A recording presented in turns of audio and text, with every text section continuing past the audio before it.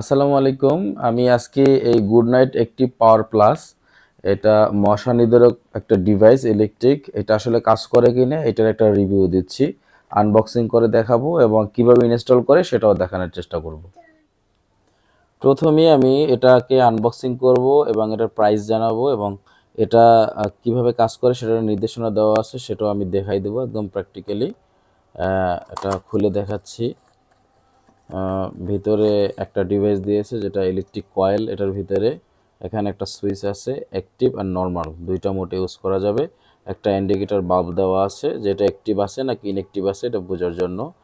আর ভিতরে একটা liquid gel দেওয়া আছে, ঠিক আছে। এই জেলটা আলাদা কিনতে গেলে 130 টাকা লাগবে, কেনার আগে অবশ্যই ডেট দেখে কিনবেন। আর এই টোটাল প্যাকেজটা হলো 180 টাকা, আমার পরিচিত দোকান থেকে নেওয়ার কারণে 160 টাকা নিয়েছে।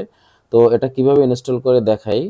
প্রথমেই এই জেলটাকে খুলে ফেলবেন, এইভাবে উল্টা দিকে ঘোরালে খুলে যাবে। এখানে যেন হাত না লাগে কারণ এটা বিষাক্ত, বাচ্চাদের থেকে দূরে রাখবেন এটা।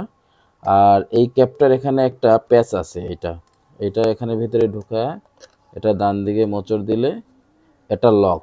আর এই বাটনটা যখন নর্মালে থাকবে তখন এটা কাজ করবে না, তো আমরা এটা যখন উপরে দিব তখন এটা অ্যাক্টিভ হয়ে যাবে। দেন আমি দেখাচ্ছি কিভাবে প্লাগ ইন করবেন আর কোন মোডে এটা রাখবেন। এটা আমার একটা ইলেকট্রিক বোর্ড, এখানে 6 পিন যাদের আছে তারা ইউজ করতে পারবেন, তো অবশ্যই এই ধরনের বোর্ড ইউজ করা ভালো। তো এখানে একটা 2 পিন আছে, আমরা এটা এখানে লাগাবো। তো এটা এইভাবে যদি লাগান তাহলে এটা কাজ করবে না, এটাই আমরা ভুলটা করি। এটা লাগাতে হবে বোতলটা নিচের দিকে লাগায় এইভাবে। তো এইভাবে যদি আমরা লাগাই এইখানে একটা ইন্ডিকেটর জ্বলবে।